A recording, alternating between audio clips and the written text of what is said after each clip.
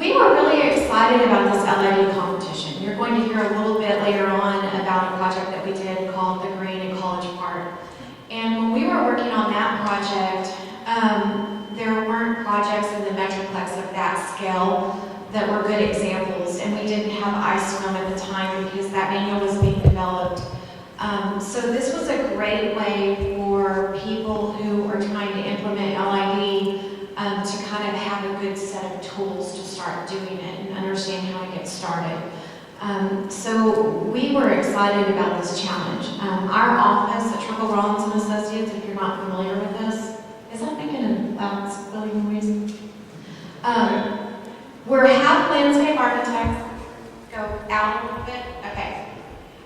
We're half landscape architects and we're half engineers. And I kind of joke that sometimes that involves therapy for all that's involved. But the positive result of us working together is we really get to collaborate on projects where if we were in different offices, we might not get to have some of those really intense meetings where we give and take a little bit and figure out what works. And LID is really suited to this type of collaborative environment. So we started the project off with our team, and then we brought Dewberry Architects into our team. They just have a great knowledge on library design, and they added a lot to the component because one of our first decision-making tools was to decide, do we want to keep the existing library or do we want to build a new library? We analyzed trying to keep the existing library because we felt like that was step number one in LID, is use the structures that you have. But after we worked with Dewberry and went through a process, we realized that the building that they had was not very functional. The floor heights, the ceiling heights were very low, and the circulation, I'm not sure if I put it out here, and the circulation of the building actually was going to take 2 more employees to manage the library if we built a more efficient library. The existing library was also very inwardly focused. There were not a lot of windows and it didn't have a lot of urban presence. So we made the decision that we wanted a new library.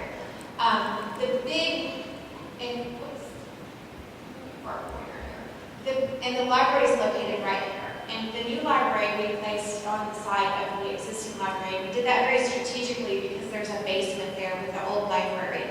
And instead of filling that basement in with soil, we saw the opportunity to use that as an underground storage for rainwater harvesting tanks.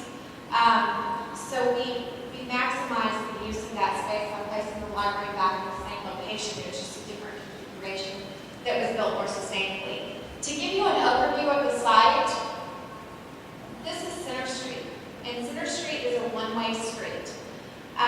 So people's primary view of this facility and of the existing City Hall is coming south on Center Street.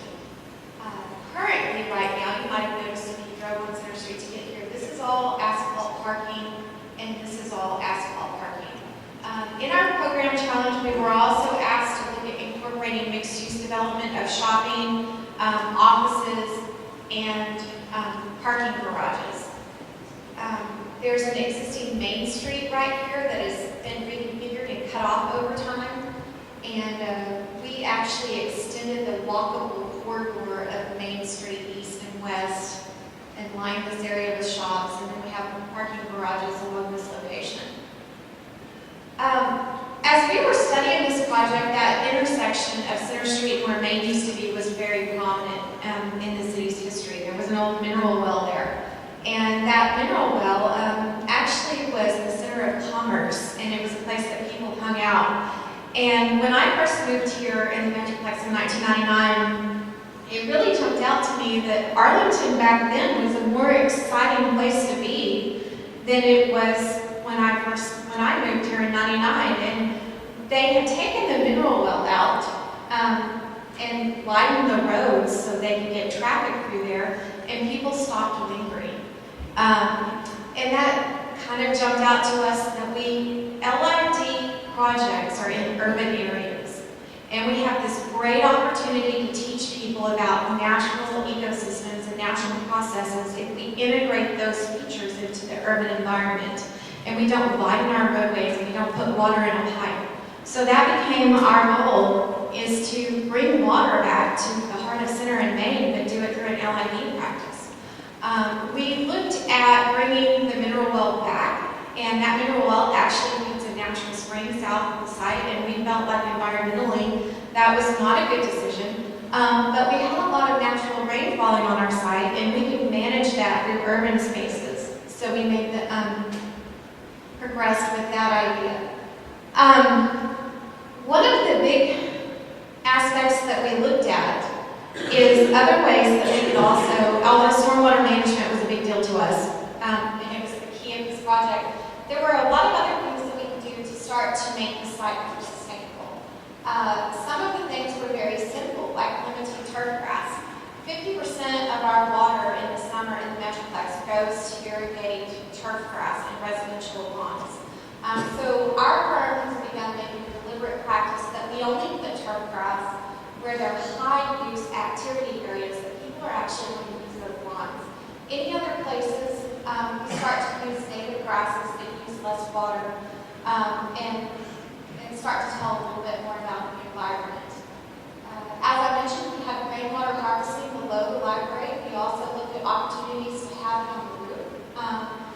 There is the potential to have a roof meadow. When we start talking about hypergrowth in a little bit, we analyzed, does that help us? And we actually found that the rainwater harvesting made a bigger impact on our hydrograph for less money than having a roof meadow. So we have that here as a feature. We think it would help generate some revenue on this facility.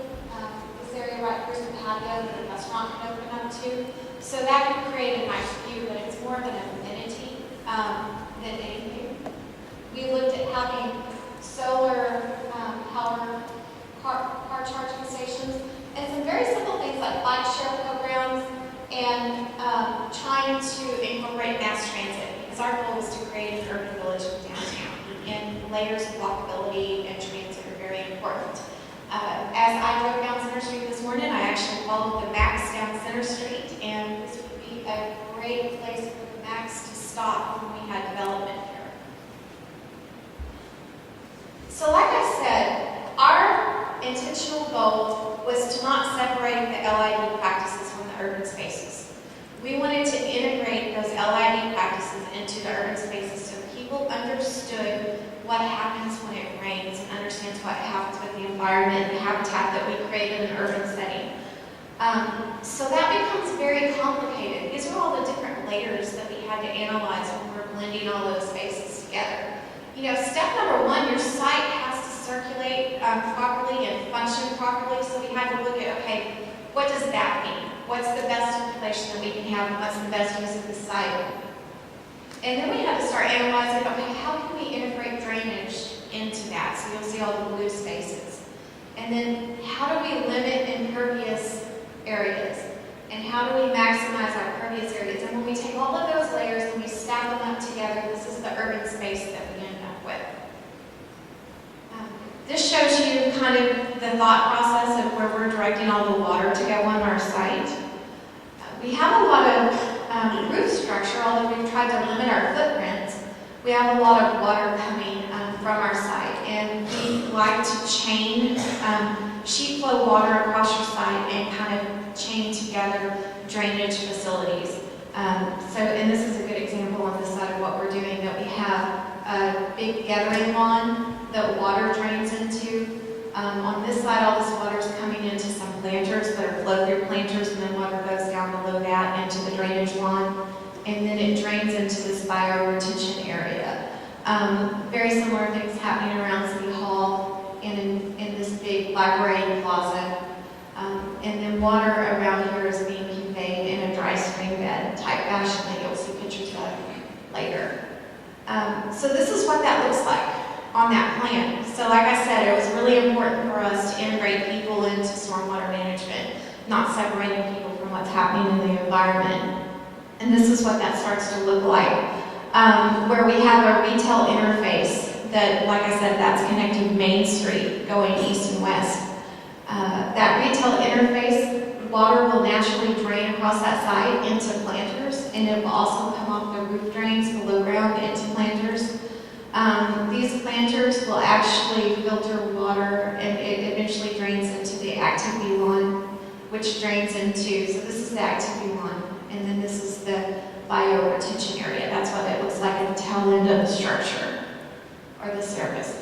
I'm going to let Larry talk about this, but he wanted me first to point out that an engineer did not draw a pipe underneath the building, that a landscape architect did that. So I'll take credit for that, and then I'll let Larry talk about conventional and traditional design. That was the most important point for me to clarify before I got going with this deal. Now, central downtown Arlington, the drainage facilities have been there 40 or 50 years. You've got streets that have been overlaid several times just due to our soil conditions. You've got settling, you've got heaving. As a result, the inlets aren't operating as efficiently as they could. And there's several sections within downtown Arlington where the storm sewer system is just overloaded. And so if we were to take a traditional approach, a conventional approach to this project as far as drainage is concerned, we would just simply add more and more stress to the situation that's already somewhat overloaded. If you look there to the right, the conventional design, that's taking everything from the roof drains and area drains, putting it in pipe, tying it into an existing storm sewer in the back of the inlet. You've got probably 3,500 feet of pipe, ranging in size from about 6 to 21 inches. You're looking at about $100,000 worth of work. And again, you're adding more stress to the existing system. Now, the approach we took, and utilizing some of the different methods and approaches that Jana was talking about, drastically reduces the amount of storm sewer. You're down to about 800 feet of storm sewer. The size is decreased from 6 inches to about 12 inches. The cost is about a fourth of what the original cost was, and you decrease the time of concentration. Now, as we analyzed the hydrograph using these approaches, we found that in a one-year storm, the peak runoff rate is reduced 59%, almost 60%, which is very, very significant for that first flush.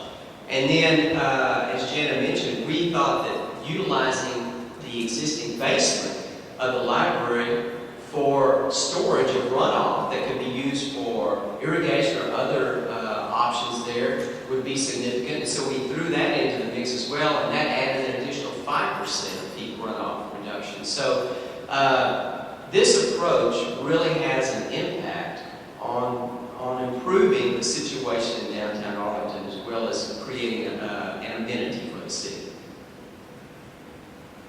So I hope we've showed you that one of the important things to us was that we brought water back to the intersection of Center and Main, that we encouraged people to use that space and to linger there. We wanted to populate it with people and populate it with environmental processes that interacted with each other. And I think that the hydrograph and the LID tools were great ways for us to check ourselves and make sure that we were hitting our benchmarks that we had set for ourselves. And with that, that concludes our presentation.